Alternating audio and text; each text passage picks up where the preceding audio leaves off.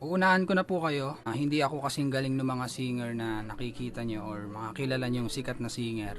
Pero, meron akong isang kilalang singer na sa tingin ko, nandun yung level ko. No? At pangalanan na lang natin na Ivan. Sino si Ivan? Ako si Ivan. At narito ako ngayon dahil gusto ko mag-share sa inyo ng mga opinion ko or mga idea ko tungkol sa pagkanta. Yung pagkanta kasi maaaring inborn yan at maaari din namang makuha yan sa experience. Pag inborn kasi, parang ito yung makarinig ka lang ng kahit na anong kanta ay alam mo na agad kung paano siya kantahin. Sabihin na natin 8 years old kang nagsimulang kumanta. And hanggang pagtanda mo, dala-dala mo yun. Kahit yung simpleng kanta sa TV, nakakabisado mo. And nakakanta mo siya. Ayun yung sinasabi na inborn na mga singer. And meron din naman mga habang lumalaki ka, nagkakaedad ka, doon mo natututuhan kung paano kumanta. Pero ang pagpopokusan natin dito, yung sa mga hindi pa ganun kagaling kumanta, pero gustong matutong kumanta.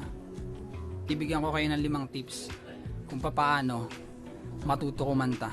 Kahit hindi inborn na magaling or kumakanta talaga.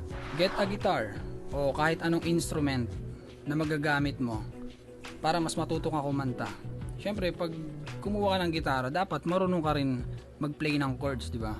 Or piano, dapat marunong ka rin mag-play ng chords ng piano. Kaya ito yung number 1 kasi pag marunong ka mag-play ng chords ng piano or ng gitara o kahit na anong instrument, magiging aware ka sa pakikinig ng tono. Kasi yung bawat gitara, di ba, merong key yan. Kunyari, key of G. Tapos merong family chords yun, wag na natin pag-usapan yun.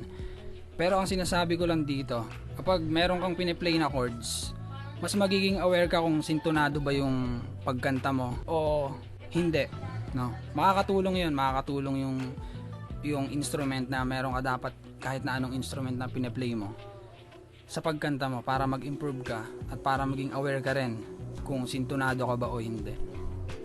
Number 2, practice. So, anong kinalaman nito sa pagkanta? Sabi nga nila, di ba, practice makes improvement or practice makes perfect. Ito yung napili ko sa number 2. Kasi para saan pa yung gitara mo? No, para saan pa yun kung hindi ka naman kakanta? Kailangan i-apply mo siya, kailangan kumakanta ka araw-araw kung gusto mo talagang matuto. Araw-araw ka kumanta.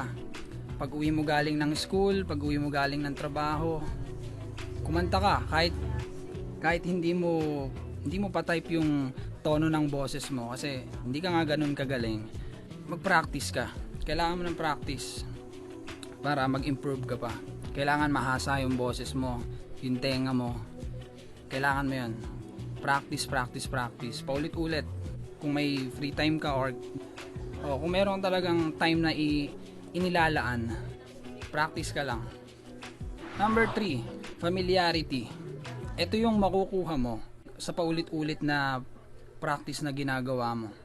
Isipin mo na lang, gaano ka kaya magiging kagaling kung yung pinapractice mo nung nagsisimula ka palang kumanta, hanggang ngayon kinakanta mo pa din.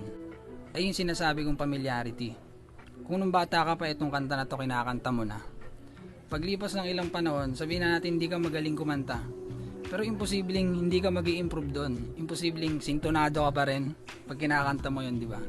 So ayun yung use nung familiarity. Kailangan paulit-ulit mo siyang kantahin hanggang masanay ka. Kahit hindi ka magaling, imposibleng hindi ka gagaling o hindi ka mag-i-improve pag ginawa mo yun.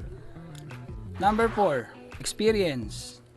Naalala ko lang nung bata pa ako, pinakanta ko ng papa ko sa videoke. Sobrang kinakabahan ako nun kasi maririnig ng mga kapitbahay ko yung boses ko. Pero kada Pasko kumakanta ako, New Year kumakanta ako. Tapos sa church namin, minsan pinapakanta ako doon, special number pag may mga birthday or special occasion, kumakanta ako. Kahit sa tingin ko hindi ako ganun kagaling kumanta, pero yung mga experiences na yon na videoke dito, videoke doon, birthday ng kaklase mo, pinta ka doon. Not because of what I've done, but because of who you are. Ganun yung sinasabi ko, mga experience na pwedeng makatulong sa'yo para matuto ka kumanta o para gumaling ka kumanta.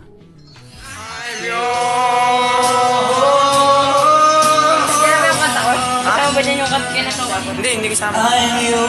Iba yung sa'yo. Bukod. Yung sa tingin ko na pinakakailangan natin sa lahat kung gusto nating matutong kumanta, no? Yung apat na nauna, tingin ko may makakatulong naman siya, pero ito yung dapat mong mas pagtuunan ng pansin. Confidence. Kailangan mo ng kumpiyansa.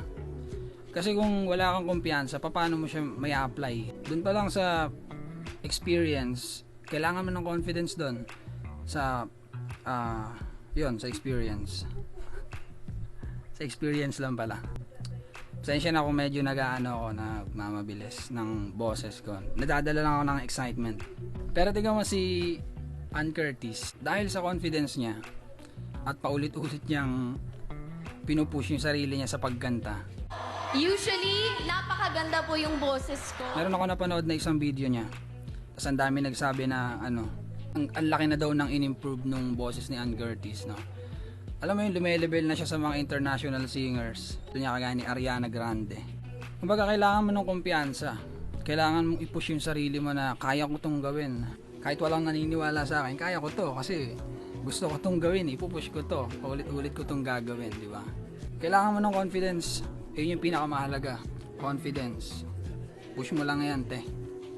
Push lang natin to. Let's go! Tandaan mo na walang perpektong tao. Lahat tayo nagkakamali. Kaya kung magkamali ka sa pag sinimulan mo to tapos nagkamali ka, okay lang yan. Sabihin ko ba, marami tayong tao na nagkakamali. Kung nagkamali ka, marami ka rin kagaya na nagkamali, kaya hindi ka nag-iisa, no? Pero ang lamang mo lang doon siguro, kung magkamali ka, yung iba hindi nagpapatuloy. Kung ikaw magpapatuloy ka, di mas magiging, alam mo yun, alam mo na yung pinagkaiba mo sa mga hindi nagpapatuloy. Kaya kung gusto mo matutong kumanta, tuloy mo lang yan. Let's go! Goodbye! Salamat sa panonood!